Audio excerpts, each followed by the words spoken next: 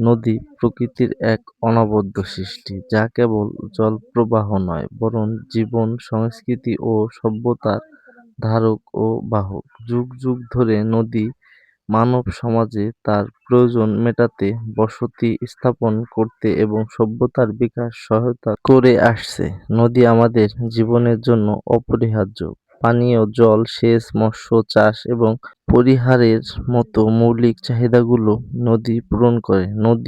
নদীর তীরবর্তী উর্বর ভূমি কৃষিকাজের জন্য আদর্শ, যা খাদ্য নিরাপত্তা নিশ্চিত করে। অনেক গ্রামীণ জনপদ ও শহর নদীর সাথে ও নদীর প্রবাহের সাথে জড়িত। নদী আমাদের জীববৈচিত্র্য রক্ষা করে থাকে।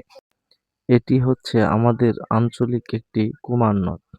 বর্তমান কিন্তু দেশে নতুন একটি সুন্দর উদ্ভাবনী সরকার ব্যবস্থা দেখতে পাচ্ছি আমরা। সারা দেশে প্রায় কয়েকশো কিলোমিটার খাল খনন করে সরকার দৃষ্টান্তমূলক ভূমিকা পালন করছে। আমরা জেনে থাকবো আমাদের দেশটি নদীমাতৃক দেশ এবং আমাদের দেশে 1988 সালে এবং 2009 সালে কিন্তু আমাদের দেশে ভয়াবহ বন্যা এবং প্লাবিত হয়। সেই বন্যায় হাজারো মানুষের ভুক্তভোগী হতে হয়।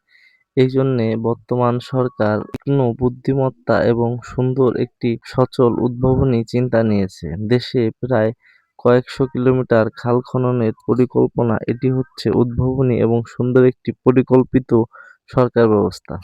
দেশের প্রায় শতভাগ নদী কিন্তু দূষণের শিকার হয়েছে এবং দখলদারদের দেশের প্রায় শতভাগ নদ-নদী দখলদার এবং দূষণের দ্বারা শিকার। নদীকে দখলমুক্ত এবং দূষণমুক্ত করতে হবে।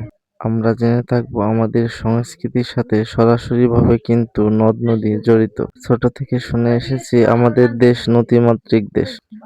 আমাদের দেশের সর্বস্তরের জনগণকে আমি বলবো যে নদীর যে প্রবাহ আর নদীর দখলদার মুক্ত করতে হবে এবং আমাদের দেশের যেই দূষণের হাত থেকে নদীকে বাঁচাতে হবে। কারণ আমরা যদি এই নদীর প্রবাহ দূষণ দ্বারা, দখল দ্বারা থামিয়ে দেই, তাহলে আমাদের দেশের সংস্কৃতিতে বাধা আসবে। তো আমরা সংস্কৃতি রক্ষা করার ক্ষেত্রে হলেও আমাদের দেশের যে নদ-নদী পরিষ্কার রাখবো এবং দখলদার মুক্ত রাখবো।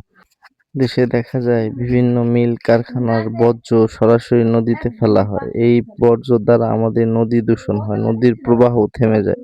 আপনাদেরকে বলবো সরাসরিভাবে নদীতে যেই বর্জ্য ফেলা হয় এটি জাতীয় বোর্ডের সাথে সরাসরিভাবে যুদ্ধ ঘোষণা। আসলে আমরা জাতীয়তা নষ্ট করি কিন্তু হরহামেশা বুঝতে পারি না কোনটি জাতীয়তা নষ্ট করা, কোনটি জাতীয়তা রক্ষণ করা, এটি সম্পর্কে আমরা অবগত না। এই জন্য বলবো নদী দূষণ আমাদের জাতীয়তা বোধ নষ্ট করার একটি আংশিক অংশ।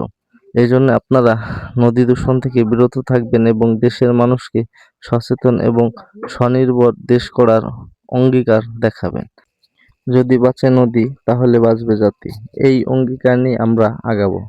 নদী কিন্তু আমাদের দেশীয় সংস্কৃতির অংশ, আগেই বলেছি। আপনারা নদী দূষণ থেকে নিজেকে বিরত রাখুন এবং নদী দূষণ হলে প্রতিবাদ গড়ে তুলুন। আসসালামু আলাইকুম। আমাদের গোপালগঞ্জের যেই কুমার নদ, এই নদ কিন্তু অত্যন্ত পরিষ্কার এবং অত্যন্ত দূষণমুক্ত। আসলে দেখতেই পাচ্ছেন আপনারা।